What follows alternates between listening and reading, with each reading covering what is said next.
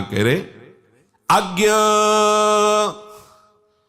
अश्रद्धाधान अश्रद्धाधान संशयात्मा, ये तीन बातें कही। जो आज्ञा का पालन नहीं करते वो विवेकहीन होते हैं। जो विवेकहीन है और श्रद्धा रहित है, इसे श्रद्धा रहित कहा जाता है कि ऐसे चलिए आप, तो उसके विपरीत भी उपदेश देने वाले हैं। हमें तो बड़ा आश्चर्य होता है कि विपरीत उपदेश देने वालों में श्रद्धा से चलने वालों से कई गुना बढ़कर अनुयायी है, क्योंकि श्रद्धा का मार्ग ऐसे है और विपरीत का मार्ग ऐसे है। तो उनको लगता है कि जब इसमें आनंद है और इसी के लिए हमारा मन लालायित है तो इधर चलें। ऐसे चलने में बड़ी कठिनता है, चढ़ाई का मार्ग है। ये भजन नशेनी प्रेम की, भजन के द्वारा इस ऊंचाई पर चढ़ा जाता है। श्रद्धा सत मार्ग में, सत शास्त्रों में बहुत कठिनता से होती है, और हो जाए तो इसे बहुत संभाल के रखना है। कपूर की तरह उड़ भी जाती है। अगर इसे संभाल के नहीं रखा, गुप्त नहीं रखा और इसके अनुसार नहीं चले तो उड़ने में देर नहीं लगेगी, फिर संशय हो जाएगा और भगवान उसका कहते विनश्यति, उसका नाश हो जाता है। जो अज्ञा है, अश्रद्धान है, संशयात्मा है, तो भगवान कहते उसका नाश हो जाता है, विनश्यति, उसका नाश होता है। और ऐसी दुर्गति होती, नायम लोकोस्तु न परो सुखम संशयात्मना, उसको ना यहां सुख कभी मिलेगा ना वहां सुख मिलेगा। पर ये अहंकार देवता ऐसे हैं कि देख लेंगे सब, अरे इतना सुंदर अवसर मिला है, इस अमृत समय को मृत भोगों की तरफ मत नष्ट करो। पर समझ में नहीं आता। एक बार शास्त्र में पढ़ रहे थे कि बड़े बड़े जो अव्यक्त सिद्ध महापुरुष हैं उनको भी दुख होता है। तो उनको किस बात का दुख होता है? बोले जब मनुष्य शरीर प्राप्त करके जीव भोगों में समय व्यतीत करता है, ये देख करके वो दुखी होते कि इतना सुंदर अवसर है, ये भजन करके भगवान को प्राप्त हो सकता है, लेकिन ये जीव भोगों में रत होकर के देखो अपना समय नष्ट कर रहा है। जैसे सामने भगवान नृसिंहदेव विराजमान है, प्रहलाद जी दुखी हो रहे हैं। प्रभु पूछ रहे क्या कारण है? बोले प्रभु इस संसार चक्र में पिसते हुए इन जीवों को देखकर मुझे एक क्षण के लिए भी सुख नहीं मिल रहा। मुझे आपकी माया से उद्धार होने के लिए आपसे प्रार्थना करने की जरूरत नहीं है, क्योंकि आपके चरणामृत और आपका नाम कीर्तन और गुण कीर्तन के बल पर हम इस माया पर विजय प्राप्त कर लेंगे। हम दुखी इन अज्ञानी जीवों को देखकर जो आपसे विमुख होकर के भोगों में समय नष्ट करें, नाथ इन पर कृपा कर दी। ये देखो भक्त हृदय होता है। ये जो भक्तों को दुख होता है, संतों को दुख होता है, वो सुख वांछा से नहीं होता। वो ऐसा कितना बढ़िया अवसर मिला, देखो देखो ये चूक रहा है, जा रहा, उसको लग रहा है हम फूलों के मार्ग में जा रहे हैं, सुख के मार्ग में जा रहे हैं। सावधान। जिस पुरुष का विवेक जागृत नहीं हुआ है उसके उद्धार का मार्ग है क्या? संतों का संग करेगा तो सत्संग से विवेक जागृत हो जाएगा, उसका काम बन जाएगा। लेकिन जैसे कोई सोया हुआ है तो जगाने के चांस हैं, लेकिन जगा हुआ सोने का नाटक कर रहा हो, अब उसको जगाने में बहुत श्रम पड़ेगा। अब जगाओगे तो नाटक कर रहा, कैसे जगेगा? इन जो शास्त्रों का ज्ञान रखते हैं, भगवत मार्ग को भी जानते हैं बुद्धि के द्वारा, और भोगों में रति करते हैं, आज्ञा उल्लंघन करते हैं, ऐसे लोगों का उद्धार होना बहुत कठिन है।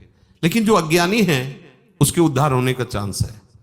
अगर उसको कहीं सत्संग मिल गया, बात समझ में आ गई, तो भगवत प्राप्ति के मार्ग में चल देगा। लेकिन जो जानता है, उपदेश करता है, शास्त्रों को पढ़े हैं, फिर भी वो जान करके नहीं जानता है, नहीं मानता है, अब उसके उद्धार में बड़ी समस्या है, क्योंकि वो जानकर के भी उसका पालन नहीं कर रहा है। एकदम अज्ञानी है, पाप कर्म करता रहा, हिंसा करता रहा। लेकिन जहां सत्संग मिला, अब उसके कल्याण का मार्ग खुल जाएगा। लेकिन वो खूब सत्संग सुन रहा है, खूब बुद्धि में सत्संग की बातें याद करके दूसरों को सुना रहा है, लेकिन आचरण में कुछ नहीं। अब इसका उद्धार होना बड़ा कठिन है।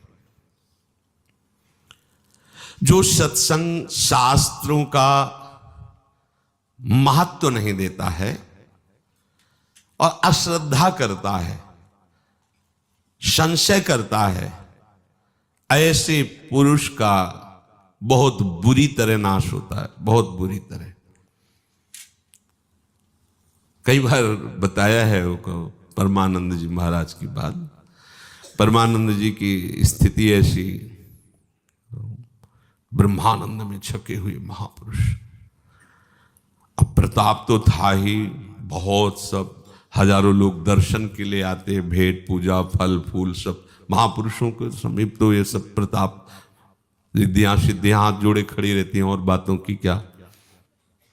तो एक मास्टर थे और वो महाराज जी के शिष्य बने, जगदीश्वरानंद उनका नाम रखा गया। वो मास्टर थे तो मास्टर ही थे, संत सीधे सरल स्वभाव अपने भगवदान में। वो मास्टर थे, वो पूरा आश्रम वैभव सब चढ़ाना सब। महाराज परमानंद जी की ऐसे पूजा होती थी जैसे भगवान की। ओ थे, ऐसी स्थिति थी, मस्त ब्रह्मानंद में छके रहते थे। और भांग इतनी उनको, इस सन्यास मार्ग के संतों में देखा गया है कि इसे जो सिद्ध हो गए उनका कोई, भगवान शिव हलाल विष पी गए, गले में रोक लिया, एक बूंद चला जाए तो भस्म हो जाओगे। एक बूंद पानी आ नहीं रुक सकते गले में, अगर कहीं एक बूंद का कुछ भी हिस्सा आ जाएगा तो खांसने लगोगे, बुरी तरह खांसी आएगी। और महादेव जी ने समुद्र मंथन से निकला हुआ पूरा हलाहल विष गले में ही रोक लिया, आज भी रुका हुआ है, नीलकंठ नाम पड़ गया उनका। हम महापुरुषों का अनुकरण न करें, उनकी आज्ञा के अनुसार जो उनके आचरण मिलते हैं वो करें, वो भगवत स्वरूप है। वो खप्पर उसका नारियल का रहता था, शाम के 4 बजे बांट के शिष्य लोग रख देते थे। काफी समय तक वो वहां सेवा, पर वो मास्टर थे, सब अधिकार मेरे ही अंडर में। और तो उनके बड़े गुरु भाई थे भी, उनको लगा कि महाराज जी अगर स्वयं से अधिकार देंगे तो बड़े भाइयों को देंगे, बड़े जो गुरु जी से पहले जुड़े हैं, और अधिकार उनको प्राप्त करने की इच्छा हुई। तो विवेक ने काम नहीं किया, जहर मिलाकर के उन्होंने भांग बांटी, और जब वो भांग रख के गए तो असली भांग उसको हटा ली, जहर वाली रख दी। और अपने छके हुए मस्ती में आते थे, वैसे जल डाला, ऐसे खप्पर में घोरा, जय घोरा। ऐसे देखा तो ज्ञान दृष्टि संपन्न त्रिकालज्ञ महापुरुष बुलाया उसको, वो थोड़ा जगदीश्वरानंद को बुलाओ, तुम सब बाहर जाओ। कहो बच्चा क्या है, कांप गए। वो बोलने की हिम्मत, बोलने कोई फर्क, नारायण नारायण नारायण, पी गए उनके सामने। 7 दिन तक कुछ नहीं हुआ। फिर उनका बच्चा, अब हमारा जाने का समय आ रहा है, जहर से नहीं जा रहे हैं तुम्हारे, हम तुम्हें पीते समय भी दिखाया था कि जो तुमने रखा वही पिया है, जहर प्रभाव नहीं करता, पर अब हमारा जाने का समय आ रहा है। और जे ही उन्होंने, तो पूरा शरीर नीला पड़ गया। शोभन सरकार भी दर्शन करने गए थे, विरक्त भेष शोभन सरकार का उन्हीं से था, और मंत्र उपदेश स्वामी सत्संगानंद जी से था। उनकी दशा देखिए जगदीश्वरानंद जी की, ये आंखें ऐसे फट गई थी, मतलब ऐसे भयावह, पानी गिर रहा है पूरे शरीर में, ऐसे जैसे कहीं मिट्टी का जल सूख जाता है तो पपड़ी नहीं पड़ जाती, ऐसे मवाद निकल पूरे से। चीख चीख के चिल्ला चिल्ला कहते, गुरु अपराध से मेरी दुर्गति हो रही, कोई बचा ले। संशयात्मा विनश्यति, जो अज्ञ है, असत दधाना है, संशयात्मा है, नाश निश्चित है। विनश्यति नायम लोकोस्ति, इस लोक में भी नहीं, न परो न सुखम संशयात्मना। ये उनका दंड थोड़ी मिला है, ये तो ब्याज है, मूल तो अभी आगे जाके मिलेगा। पता नहीं कब करुणा होगी कि उस अपराध से वो मुक्त हो पाएंगे और उनको पुनः मनुष्य जन्म मिलकर भगवत आराधन, कहां ब्रह्मानंद की पदवी प्रदान करने वाले गुरुदेव, और कहां एक न लोक मिला न परलोक मिला। ये है अज्ञान, ये है श्रद्धा की हीनता। ऐसे संशयुक्त पुरुष का परमार्थिक मार्ग से पतन ही नहीं, पूर्ण नाश हो जाता है। संशयुक्त पुरुष को बहुत कष्ट भोगने होते हैं, किसी भी तरह उसकी उन्नति नहीं हो सकती। इसलिए संशय तो होना ही नहीं चाहिए। देखो, नाम में कोई संशय मत करो, मंत्र में कोई संशय मत करो, प्रिया प्रीतम में कोई संशय मत करो, उनकी लीला में कोई संशय मत करो। अगर चार में तुम संशय नहीं करोगे तो नामदाता, लीला सुनाने वाला, उपासना देने वाला, इसमें आपका अनुराग बढ़ता चला जाएगा। अगर इसमें आप रति नहीं किए तो फिर वहां संशय हो जाएगा। बात पकड़ लेना। अगर आप उपदेश पर ध्यान दें तो नाम रूप लीला धाम चार का ही उपदेश होता है भगवत प्रेमी महात्माओं का। आप इस पे रति कर लें तो आप रो रो के बलिहार न जाए तो बताना कि गुरुदेव ने, ऋषिक महापुरुषों ने कृपा कर दी, कैसा महासुख दिया। अब वहां श्रद्धा चरम सीमा की बढ़ेगी।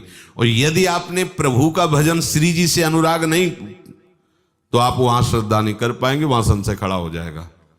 ये पक्की बात समझ लेना।